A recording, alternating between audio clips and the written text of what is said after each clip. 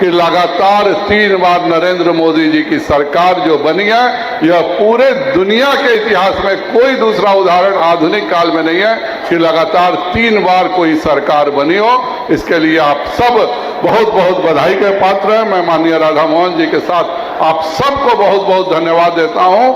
आप सबों की परिश्रम थी और साथ में अपने सभी केंद्रीय मंत्रियों का हार्दिक अभिनंदन और स्वागत करता हूं। हम सब पे बहुत बड़ी जिम्मेवारी है। आज का यह चुनाव जो है, यह छद्म युद्ध की तरह लड़ा गया। यह चुनाव साधारण चुनाव नहीं था। पहली बार हमने देखा कि विरोधी जो है बिल्कुल छद्म युद्ध कर रहे थे, सामने से प्रकट नहीं और पीछे से हर जगह पर भीतरघात, आघात, लोगों को बरगलाना, गरीबों को यह दुष्प्रचारित करना कि 400 का मतलब आरक्षण खत्म हो जाएगा, 400 का मतलब संविधान समाप्त हो जाएगा। दुनिया में जितनी भी शक्तियां थी वह सब लगी हुई थी कि अगर नरेंद्र मोदी तीसरी बार प्रधानमंत्री बनता है तो दुनिया के विकसित देश होने से, सबसे अमीर देश होने से भारत को कोई नहीं रोक सकता है। इसीलिए किसी तरह यह सरकार को रोको। लेकिन आप सबकी मेहनत का नतीजा था कि नरेंद्र मोदी जी तीसरी बार आज प्रधानमंत्री बन करके पूरे दुनिया के सम्मुख यह उपस्थित कर दिया है कि भारत को एक अमीर देश बनने से दुनिया की कोई ताकत नहीं रोक सकती है। एक ही सपना नरेंद्र मोदी जी ने देखा है कि दुनिया के हर घर में मेक इन इंडिया का सामान हो, दुनिया के हर घर में भारत के उद्योगों का सामान हो, दुनिया की हर रक्षा क्षेत्र में भारत सिरमौर बने। और केवल इसी और इसी लक्ष्य के लिए नरेंद्र मोदी जी काम कर रहे हैं और हम सब कार्यकर्ताओं ने भी इसी लक्ष्य से काम किया है। हमारा एक 1952 से यह सपना है कि इस देश को हम अपने उसी स्थान पर पहुंचाएं जहां पर आज से 700 साल पहले था।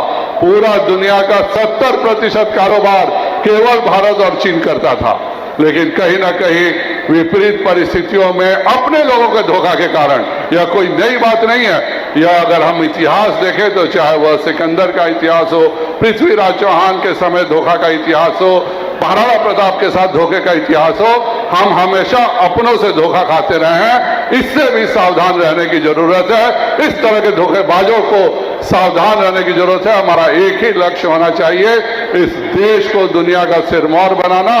प्रत्येक भारतीय जनता पार्टी का यह कार्य होना चाहिए और माननीय केंद्रीय मंत्रियों को सबसे ज्यादा जिम्मेवारी है। हमसे लोग पूछते हैं कि बिहार क्यों नहीं औद्योगिक हो पा रहा है।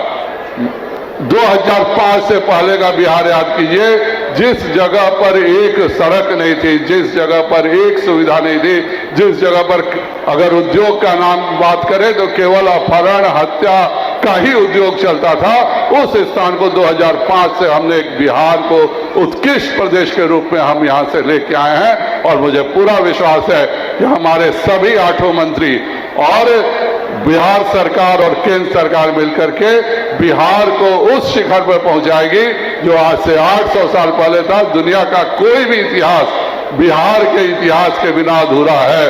2500 वर्षों तक बिहार ही इस देश की पहचान होती थी, यही मगध इस दुनिया में इस देश का पहचान होता था।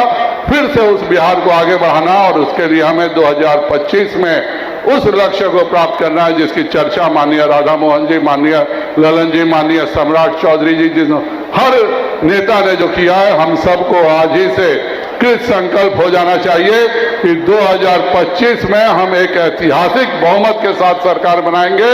और जो मोदी जी का सपना है कि हर घर में, हर इलाके में उद्योग खुले, आज हमारे पास एमएसएमई के मंत्री से लेकर के सभी मंत्रीगण उपस्थित हैं। हम उस सपने को पूरा करने के लिए काम करेंगे, यही आप सबों से अनुरोध है। घर के लिए ग्रोसरीज की जरूरत हो या चाहिए फल और सब्जी, डेयरी या बेकरी प्रोडक्ट्स चाहिए या beverages, snacks and branded foods चाहिए हो या ब्यूटी प्रोडक्ट्स, अब इनके लिए अलग अलग दुकानों की तलाश हुई खत्म, क्योंकि रांची में खुल गया है केस्टोमार्ट, जो रखे आपका और आपके बजट का ख्याल। हर सामान पर 5% की छूट, होम डिलीवरी की सुविधा भी। आज ही पधारें। केस्टोमार्ट, one stop solution for every customer's requirements. Call 9153989339. 5 राज्य, 61 शहर, 150 प्रोजेक्ट और एक वास्तु विहार। नई सोच, नया घर, बनाए रखिए अपना प्यार, सेवा में है वास्तु विहार।